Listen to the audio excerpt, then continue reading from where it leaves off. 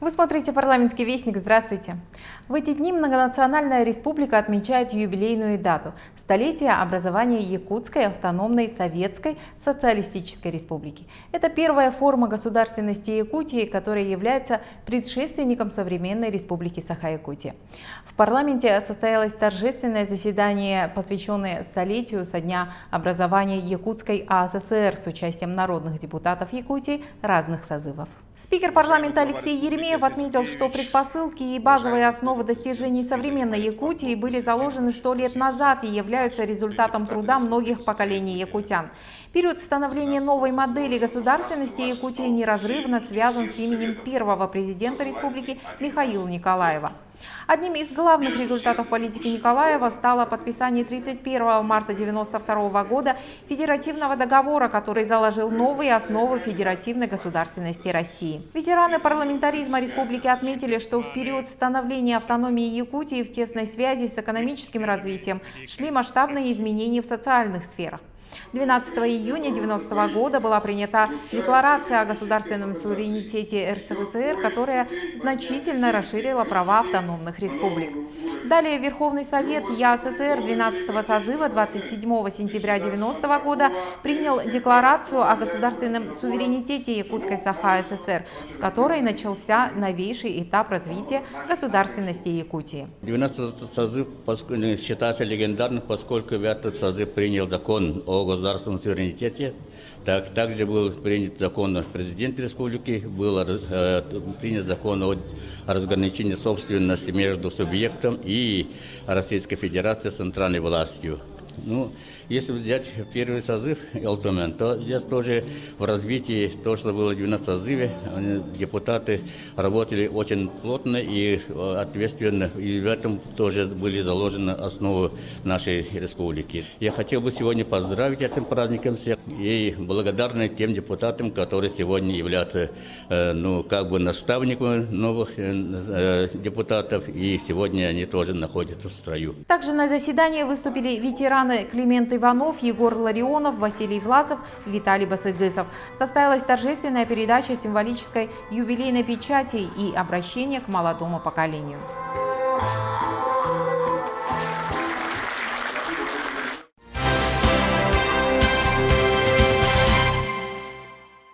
Заместитель председателя Совета Федерации Федерального собрания России Константин Косачев в рамках рабочего визита в Якутию встретился с руководством парламента и народными депутатами Якутии. На встрече парламентарии говорили о постановочных вопросах республики в законотворческой деятельности. Инициативы и предложения якутского парламента по внесению в будущий пакет антикризисных мер также учитываются и взяты в работу правительством страны. Косачев подчеркнул, что задача парламента добиваться конкретики в формулировке тех или иных проектов. Необходимо максимально эффективно отработать и с проектом постановления в рамках Дней Якутии в Совете Федерации, сказал он. Народные депутаты республики задали актуальные вопросы, связанные с повесткой сегодняшнего дня. Состоялся обмен мнениями.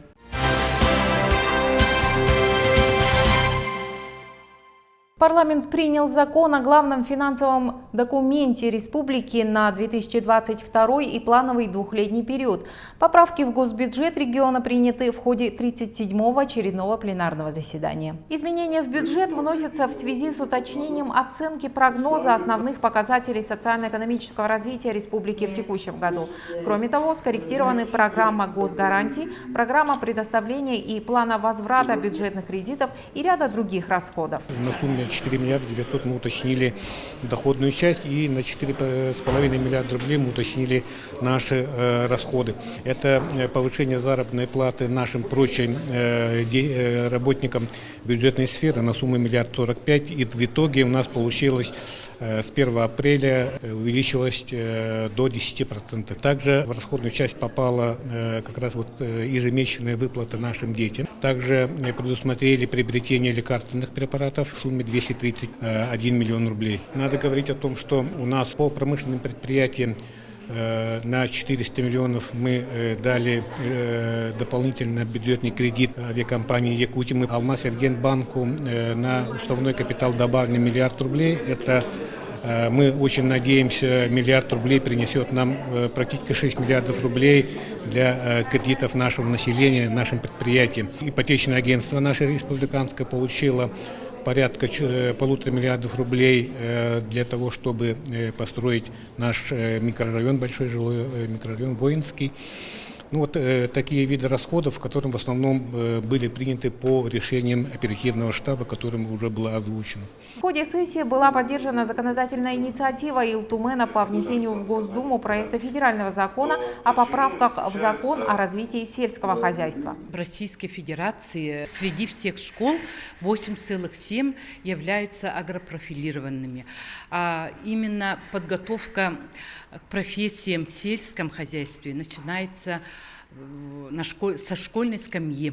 И в России из этого количества самое большое количество агрошкол, более 30 лет, существует в нашей республике. 91 школа.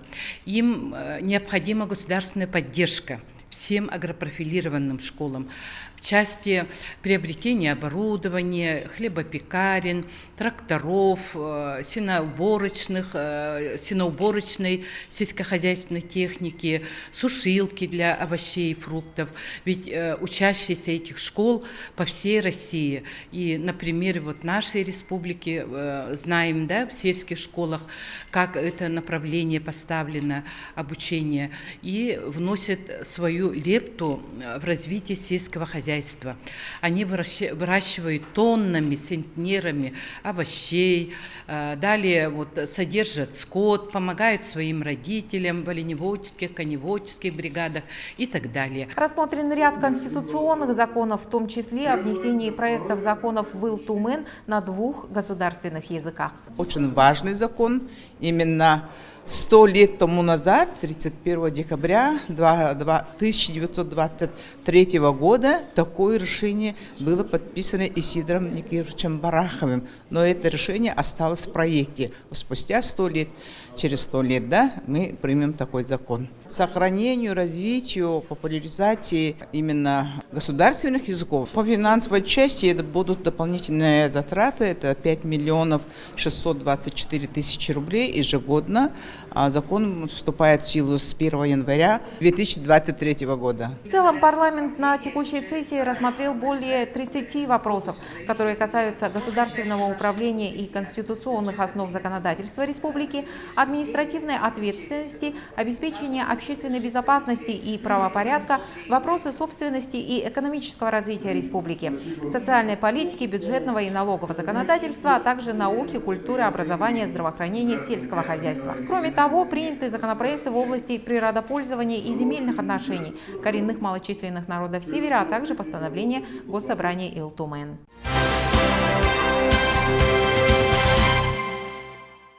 Рабочая группа парламента Якутии завершила работу по внесению поправок в Водный кодекс Российской Федерации. Предложения Илтумена касаются зон затопления, на которых, согласно новым изменениям, можно вести строительство объектов социального назначения и жилых кварталов. Об этом в нашей передаче рассказал глава профильного комитета Илтумена Сахамин Афанасьев.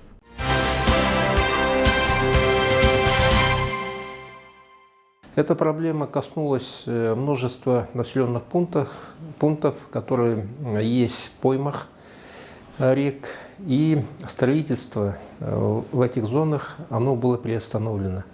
Правительство Республики Саха-Якутия, Госсобрание Илтумен обращались граждане, которые просили решить эту проблему, потому что других территорий у муниципальных образований нет, проблема практически решена. В Водный кодекс Российской Федерации были внесены поправки республики, а эти поправки позволяют в будущем строиться на зонах затопления при проведении определенных мероприятий. Республика внесла такие направления, как подсыпка места строительства или участка строительства, либо микрорайона строительства выше уровня подтопления или затопления, либо установка свайных полей. Это позволяет в микрорайонах, которые подтапливаются в период весеннего половодья, проводить строительные работы, планировать их и, конечно, застраивать.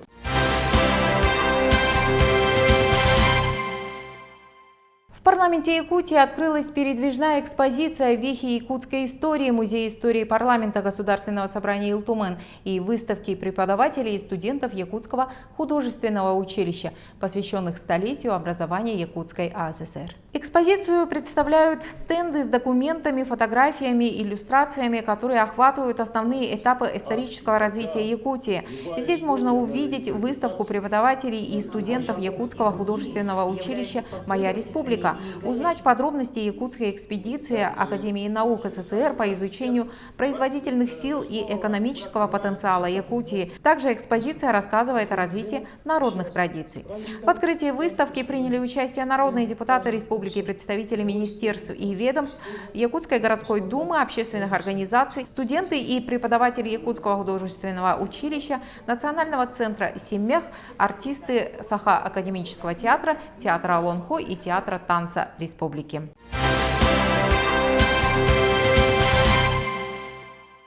Накануне Дня Победы в Якутске прошла всероссийская патриотическая акция «Свеча памяти».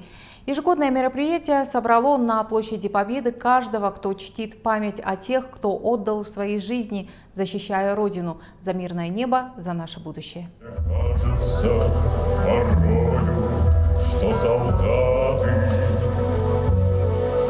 с кровавых не пришедшие полей не в землю нашу полегли когда-то, а превратились в белых журавлей. Они до сей поры с времен тех дальних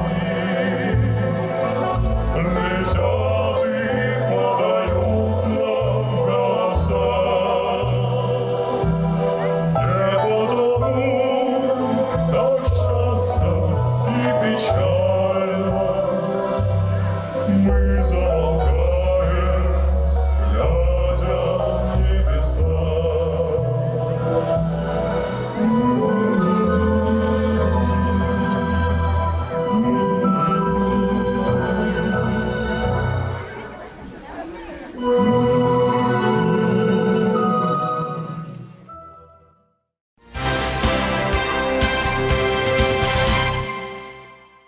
Вы смотрели «Парламентский вестник». Все материалы более подробно вы сможете найти на сайте iltumen.ru. А я прощаюсь с вами. Всего доброго.